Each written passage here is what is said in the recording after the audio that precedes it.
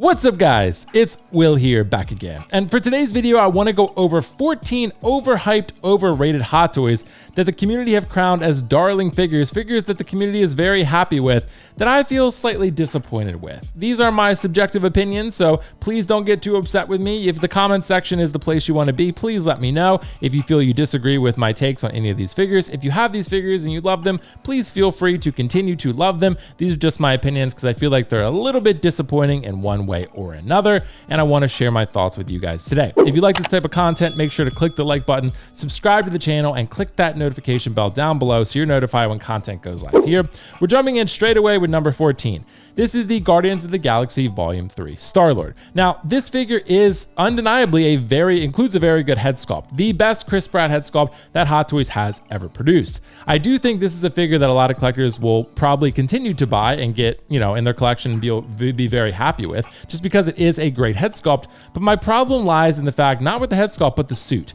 The suit this is not Hot Toys' fault, but the decision to make the Guardians have team suits, I don't exactly love that for the MCU in these versions of these characters. Yes, they're evolving, they're changing, but I kind of view it as like Professor Hulk, where with Hulk, like you have a character that has that green, or like he's the green rage monster. He has that anger and that sort of wild card nature where he's unpredictable whether he's on your side or destroying your side in any given moment. And Professor Hulk takes away the character's strongest trait.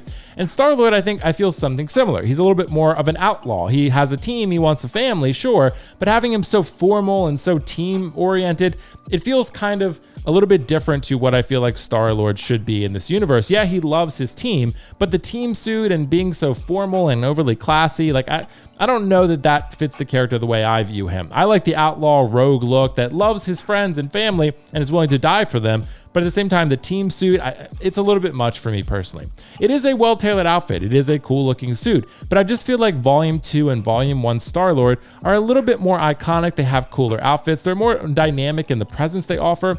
Yes, this is a better head sculpt, and you probably are not going to be able to use this one on the old versions, but the Volume 2 StarLord, if you can still find it and it's not staining the neck with pink, that's a very good figure. So I would, again, Volume 2 would be my choice if I could get a StarLord, but I don't trust the pink staining because I bought one. It didn't quite work out. There was some flaking. So if you need a StarLord, I totally get filling in with this one, but I just feel like while the head sculpt is very strong, there's probably an artisan version coming at some point in the future, and it's probably going to be Volume 1 or Volume 2, which are more dynamic, presence-commanding, iconic looks for the character. Now at number 13, I have the Hot Toys Balin Skull from the Ahsoka Disney Plus TV series. Now, Balin is a really cool character. I'm really excited for the new rendition by, I believe, Rory McCann. I know it was played by Ray Stevenson, who did a remarkable job as the character, and I do think Hot Toys has done okay work at best here. When I look at this figure, I see a very plastic looking beard, and I see a likeness that is very much degraded in the final product. I see softening, I see flattening paint applications, and I see a likeness that is there, but not quite shining through the stock paint applications. I think the beard, again, does a little bit of a weird thing when you sculpt it like this over the lip like that. It does make it look like the lip looks a little bit awkward and inhuman in a way, and I think the likeness is just not quite there. Outfit is pretty good. I think he looks better with the cloak on than off, but I just think for such a cool badass character, this head sculpt should have been better. It should have come out better. I do think Shin got the better end of the deal here. I think Shin got a better head sculpt, and Balin, while still okay, I do think people overhype this figure just a little bit. I think people think it's one of the better Star Wars figures that's been released in recent years, and I don't feel that way. I feel like this kind of reminds me of Episode 3 Obi-Wan, which is one where I just feel like I'm looking at a figure that should be a lot better than what it is. And with this Balin Skull, again, solid, decent, but certainly not as great as I feel like other collectors believe it to be. I mean, I've not owned it myself. I've seen it in person, but I just don't feel great about it. I don't feel great about it. Such a cool character. I really enjoyed the Ahsoka TV series, so for me, I just feel like this one is... It's very mid. At number 12, we have the Hot Toys Mace Window from Star Wars Episode 2 Attack of the Clones. I don't think people are going to be too surprised with this one if you followed my channel for any reasonable amount of time. This one is just a very disappointing figure. I would love to have a Mace Window in my collection. I feel like this looks like a third-party Samuel L. Jackson Mace Window. I don't feel like Hot Toys put their all into this at all. They probably took the same Jedi robes for most characters, threw it on a body just with darker skin this time, and the head sculpt is just not quite there. With the hood on, I guess it's not so bad, but I feel like the likeness is entirely missing here. This looks extremely flat in the paint applications. The eyes have virtually no life to them from what I can see from these blogger pics. And again, I've seen the figure in person, and I don't see Samuel L. Jackson here. I think this is such a cool, important character in Star Wars history that it deserved more justice than what it got here. Maybe they'll make another version. It took forever for them just to make the one. I'm not so confident they're going to make another one anytime soon. If they do, I surely hope that it's better than this one, because look at the likeness. I don't see Samuel L. Jackson there. It looks like a cosplayer to me. It looks like a cosplayer or some sort of other third-party type figure. There was that Toys Battalion or whatever it was. I think this is better than that, honestly, but I still feel like it's not Hot Toys quality, and it's not to the level where it should be based on, you know, how iconic this character is and how long people waited for him in their collection. So I think this Mace Windu figure is a fail in my personal opinion, but if you're happy with him, enjoy him. At number 11, we have the Padme from Episode 2, Attack of the Clones. And for me, I do think this is another one similar to Mace Windu, a very iconic, very important character to represent in collections. And Hot Toys have finally made her, and I don't feel like they did her all that much justice. Again, I see very flat paint applications. I see eyes that look a little bit too large. I think the brown in the eyes just look a little bit large and unnatural and inhuman a bit. I do feel like while the Bespin Leia was a very good head sculpt, same type of thing, maybe a little bit of you can move the eyes on this one, but a little bit of that dead stare look. The eyes are a little bit too large. It just looks a little bit doll-like. And I don't know who's going to use this look. Maybe if you have it, go for it. But I do feel like Natalie Portman is a difficult likeness to get right as far as I can tell. And I do think that they've done okay here, but I can tell who this is supposed to be. But I think the problem here lies with the quality of the head sculpt. I just don't think that this really represents Natalie Portman all that well. It looks more like a toy than it does a super realistic rendition of a 1/6 scale representation of Natalie Portman's character Padme Amidala. So I do hope they make another Padme with an improved head sculpt. This is just the first iteration, but to me, I feel like this is a disappointing release considering the head sculpt, the likeness isn't quite there. I think it's there, just the paint applications let it down and the eyes look a little bit off to me. And you know what they say, a lot of the life is found in the eyes, and without that present, and yeah, if you're gonna use this, it's not Hot Toys' fault, it's, you know, costume design, but I'm just a little disappointed with how this turned out. At number 10, we have the Hot Toys Dead Strange from Doctor Strange in the Multiverse of Madness. And while this is a really cool, dynamic, presence commanding figure, I just feel like a little bit of the novelty has worn off for me on this one. I was never a huge fan of this film to begin with. I thought it was pretty disappointing. I did like Scarlet Witch in the film. I loved her villainous arc, and I loved what her character did in that film, just showing off her immense power. It was pretty amazing. And you got Dead Strange, Zombie Strange here with the dead chocolate fingers behind him, which are, I think, pretty cool nonetheless. They do make for a pretty cool display. It's just a joke there. This does have a lot of detail to it, but I do feel like, again, the novelty has worn off a little bit for me personally. It obviously has some comic book origins here, so for collectors who want that sort of representation in their collection, this makes sense. Or maybe they love the film and want to dedicate all this display space, but considering this guy was probably $400 out the door, it takes up so much horizontal display space. It's a lot to consider in your collection. And I feel like for a Doctor Strange that is not quite the, Doctor Strange that most people are going to be looking for, it's going to be one that you're going to have to dedicate a lot to make work in your display. Is it cool? Yes. Will it look really cool on display? Absolutely it will. But is it the Doctor Strange that you're looking for? Most likely not. You're probably looking for the Multiverse of Madness Doctor Strange, the regular one, unless you want multiple Doctor Stranges where you want your representation to encompass multiple films or encompass a very unique look for the character. For me, this is just not something that I think would ever be in my collection. And I do think it's a good looking figure, but I just feel like over time, people will care less and less about this when they just want a standard Doctor Strange. At number 9, we have the Hot Toys Iron Man Mark 47. Now, this was a figure that actually got reissued. It's from Spider-Man Homecoming. This is when this suit first appeared in the MCU. And overall, I just really don't like this color scheme. I bought this figure for a little while and tried to convince myself that I liked it, but I just wasn't really feeling it. I like the Mark 46, but this is just entirely too much silver for my liking. For a while there, Mark 47 got super crazy expensive before they reissued it. The Mark 47 was going for like $1,000 on eBay and Facebook groups and things like that because people really liked how unique this suit was. It had that classic gold and red Iron Man color scheme with the Mark 46 body, but very much silver added in, which I think was something that collectors really started to enjoy. It really was one that stood out on the shelf, but to me, in not the right ways. That much silver, it makes it look like an unfinished Iron Man suit, and I don't really love that. That's one of the reasons I don't love the Mark II. The Mark II is very iconic in its role in MCU history and Iron Man lore, but I just feel like it's an unfinished Iron Man suit, which it is. And I feel like the Mark 47 is just kind of like a more refined version of that. And I don't like the unfinished look for Iron Man. And number 8, we have the Hot Toys Avengers Endgame Battle Damage Thanos. And a lot of people view this as the definitive iconic Thanos. I do think it's an okay figure. I do think it's just a little bit overrated, overhyped, just because I think the paint applications are a little bit lacking on the head sculpt. The likeness isn't quite as strong as the Infinity War version. And I think the battle damage, while still pretty cool when you have a broken sword and you have the nano gauntlet and you have some battle damage effects and some cool accessories, I just don't think it really stacks up to that original release from Infinity War. A lot of people like the armored look a little bit more.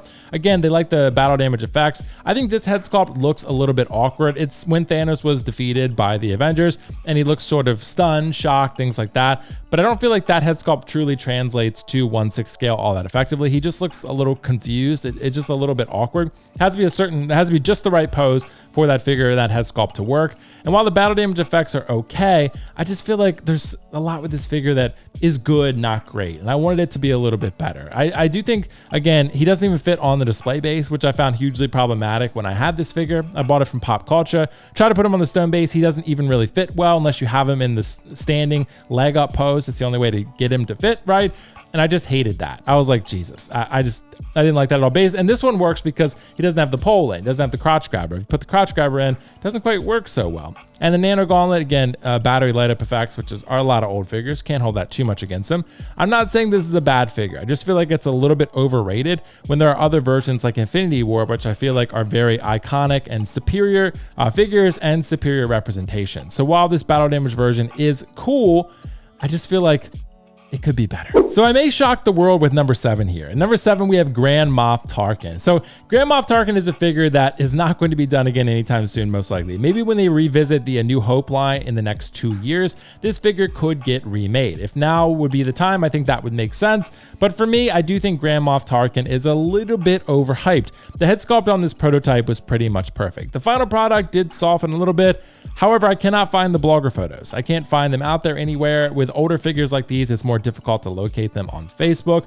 Nonetheless, I've seen Grand Moff Tarkin in person several times now, particularly at Kiko Collect's residence where he has him. And Kiko actually agrees with me. It's a very good figure, very good. Don't hear what I'm not saying. I'm not saying it's bad. Very good, but not quite that elite category that most people put it in as one of the best Hot Toys head sculpts of all time. They do a very good job here with Grand Moff Tarkin, but I do think it's a little bit let down by some of the glue on what I've seen that with the stitching and the glue on the tailoring. That's happened with the effects piece on the side there. And of course the head sculpt is still pretty good, but a little bit soft in certain parts, I think, with the paint application. So this figure is strong, but I just don't think it's on that elite S tier status like a lot of collectors believe it to be. I think it's a good figure. It's an A or B tier, but I don't think it's quite that S tier because it's just not on that level to me. At number 6, we have the Hot Toys Arena Suit Boba Fett. Now, this is one that collectors went absolutely crazy for because this was an exclusive figure. People were crashing Sideshow's website to get this thing, and it was going for a pretty penny on the aftermarket for quite a while there.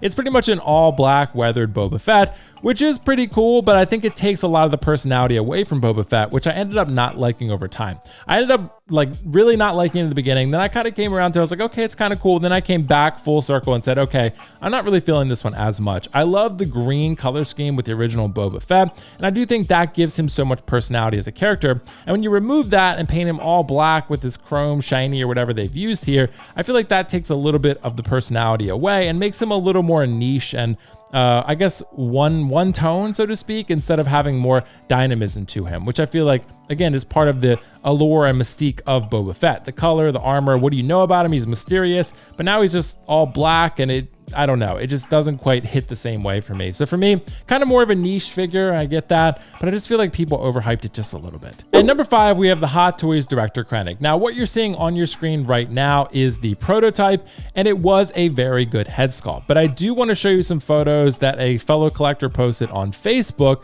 that will show you that the head sculpt did decline quite a bit in a final product form. And for me, look, I cannot find blogger photos for this figure. It's a little bit older of a release, and it makes it challenging to find the photos, but the final product here, I've seen it in person. I've seen many photos and reviews out there, and I just feel like this figure got a significant decline in that final product. And for me, that's a little bit concerning. I do like Rogue One. Probably don't love it as much as a lot of Star Wars collectors do, but Star Wars collectors love their officers in command. Krennic was a cool character and a lot of people love him, but I didn't feel like he really got to do all that much in the Rogue One story, and I would like to see his story continued. Maybe Andor is doing pretty well with it so far. Maybe some other properties do well with it, but I just feel like I see a noticeable decline from Proto to Final here, and Krennic to me has been put on a little bit of a pedestal, saying that he's one of the best Hot Toys head sculpts, saying that he's one of the best Star Wars figures out there. I'm just not so convinced about that. I don't think he's iconic enough, and I don't think the head sculpt came out good enough to put him on that level. So for me, just a little bit overhyped, not bad, but I feel like he's a little tad overrated. I gotta do it, guys. At number 4, we have the Hot Toys Toby Maguire Spider-Man from Spider-Man No Way Home. And while this prototype was very strong, you can see with the blogger photos here that the final product did not come out near as good. I see Toby Maguire in there somewhere, but you see a very soft toy-like head sculpt here. And I used this figure in person. Kiko had it. We went out in the streets, watched that Strangers video where we took it out and showed it to people, and people really loved it because they'd never seen a figure like that before. But for us collectors who are a little bit more experienced, and a lot of people who love this Toby Maguire Spider-Man, they really wanted something perfect, and I feel like this one is just not it. The neck seam there isn't ideal. You got a head sculpt that's very much lacking in paint application detail, and overall, it's probably better than the Andrew Garfield, to be fair. It's not as good as the Tom Holland though, but the head sculpt is just not quite there, and the suit texture and the feel of everything and the tailoring and the neck seam, a little bit of a disappointment here. Cool base, no doubt about that, but the head sculpt, the neck seam, the suit not being great. This figure was certainly a disappointment. For people who really wanted a Toby Spider-Man, this one is really not the definitive version, but it's really the only one that's been modernized as of now. So hopefully they release another Toby Spider-Man, maybe for Secret Wars or something like that, because this one just didn't do it. Okay, so now we're getting into bold territory. So at number 3, we have the Hot Toys Wonder Woman WB100, and this thing is going for crazy prices currently on the aftermarket. It has rooted hair. It's not an artisan figure, but it might as well be. It was kind of like a soft rollout for the artisan line, and really with this one, it's the best Hot Toys Wonder Woman they've released thus far. It doesn't have that doll rooted hair like the other ones do. It has the glued on hair, which is very similar to the artisan figures these days, but I do feel like the likeness to Gal Gadot is still not quite entirely there. I see who this is supposed to be. I think it resembles Gal Gadot. Again, it's not terrible, it's not bad, and I do think the custom body they've done a really good job with, and the hair they've done a pretty solid job with, certainly better than what Hot Toys has done in prior years before the artisan line, and you have a cool base here. So I'm not saying this figure is without merit, not at all, but I just feel like the likeness lets it down just a little bit here, despite the fact that it has a really cool custom seamless body, some pretty cool actually rooting or gluing of the hair, wool hair implantation, and of course a head sculpt that is decent to pretty good.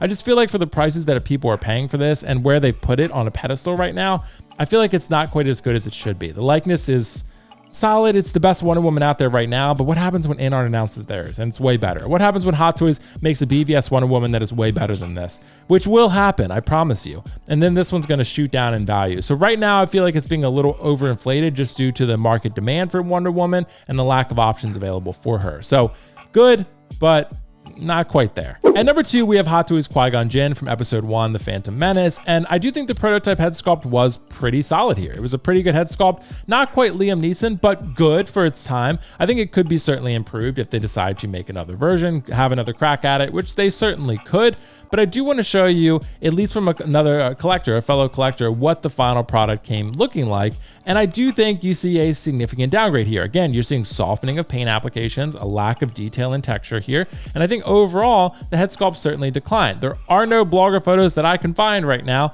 I'm sure they're out there somewhere, but you got to do deep digging in the archives, and for me, it's a little bit difficult. So you can see here with these photos, there are other photos out there as well, but I just feel like Qui-Gon is not quite it. Do I see a Liam Neeson? Kind of. It's okay, right? But I feel like this one was a little bit of a disappointment. I had this figure for quite a while, and I just feel like I wasn't quite thrilled with how it came out. I mean, again, very iconic character, iconic actor in the portrayal of the character, but I just feel like Hot Toys just didn't nail this one with the head sculpt. At number 1, I have the Hot Toys ObiWan Kenobi from the Kenobi Disney Plus TV series. I could easily put episode 3 Obi-Wan on this list at number 1, but I've beaten that dead horse so many times over. I'm not a huge fan of that figure. I decided to go after a different Obi-Wan this time because none of them I feel like are good enough to add to my collection. That's how I feel about them personally right now. And this is the final product shown for the Kenobi Disney Plus Obi-Wan. And while I see Ewan McGregor somewhat in there, the lip, again with the mustache and the beard, just looks a little bit off. And I think the likeness is certainly improved based on prior versions,